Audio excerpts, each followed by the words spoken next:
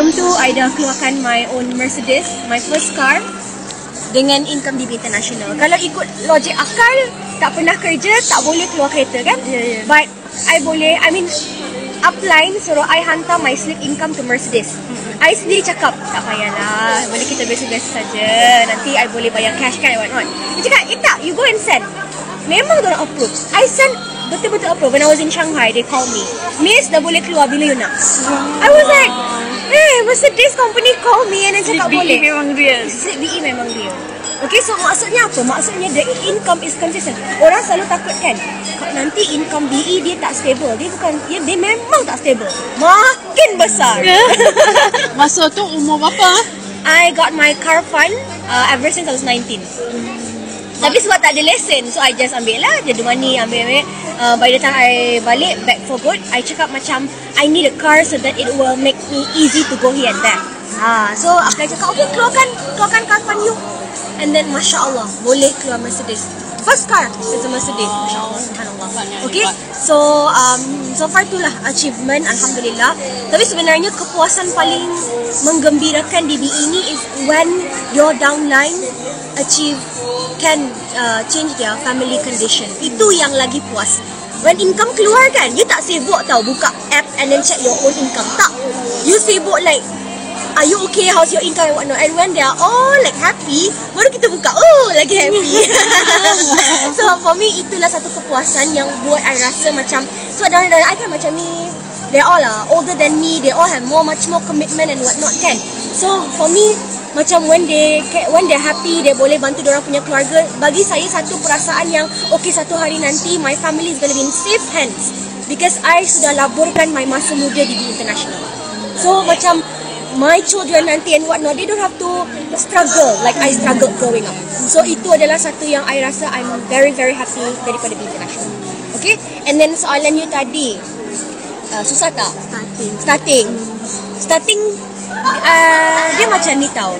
Buat BE ni sebenarnya kita buat kebaikan. Kita sharing kan? Niat kita betul kan? Kita sharing bukannya kita sharing sebab kita nak sales. Kita sharing sebab kita just nak bagi orang kesedaran tentang kesihatan. Okay, maybe they need peluang. Nak ke tak nak, itu Allah yang buka bolak-balik hati. So I always anggap tu as macam kita punya ibadah. You know, macam ibadah ni kalau kita tak paksa, dia tak akan jadi. Kan?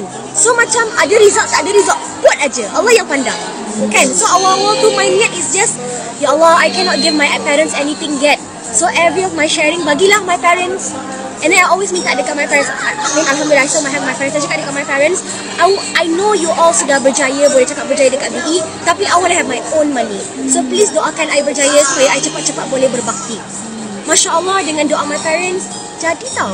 And I pernah masa I 18 tahun, I put on my dream board tau, I nak bawa my mom, I nak bawa my dad umrah. Masa tu tengok income sendiri macam tak logik je. Seorang pergi boleh lah pasal, tapi bawa 2-3 orang, and then especially tak nak kita tak nak bawa yang biasa-biasa kan. Masya Allah, last year dah boleh dah, tapi tak ada masa yang sesuai. And then like macam this year, I cakap dekat my mom, yelah kalau I tanggul-tanggul lah ni, nanti tak ada masa, let's go ke mana? Pergi umrah. I brought them pergi umrah. So for me it's a big achievement. I bukan saja make my rangkaian happy dengan dia punya income, tapi my parents, I feel like I dah berbakti for them at this age. Alhamdulillah. So apa lagi tadi? Balik semula question tadi. Susah ke tak susah? Again, kita niat, kita ibadah, kita tolong orang. And then yang penting selalu pegang tangan upline. As a Gen Z, usually majority problem is spending time dengan aunty-aunty ni. Satu ni I sharing to you all, satu pengorbanan yang I buat daripada umur 18 tahun yang for me really change everything is I limit my time with orang-orang yang tak buat BE. Maksudnya I dah tak pergi lepak, I dah tak pergi out yang dengan my friends yang tak buat BE. Sebab apa? Every time I go out with them, of course lah my mindset macam bestnya diorang tak payah buat apa-apa, nanti parents bagi duit. So nanti I pun macam nak macam tu. So I start to ask my parents, where's my allowance and kan? So macam I limit that, I go befriend orang-orang BE, my upline and whatnot. I am happy tau. Sebab apa? Most of them are 30, 40, I'm 20. So I belajar 20 years experience. I don't have to repeat everything lagi kan. So I am very sure dekat BE ni 2, 3 tahun, 4 tahun dah boleh jadi RCCA. Lepas tu I nak hukah-hukah pun tak apa. Betul. Tapi now already like sekarang ni macam now dah jadi SRC and what not kan. I dah rasa macam spending time dengan orang yang my age yang tak buat BE, yang tak fikir diorang punya masa, dah macam waste time.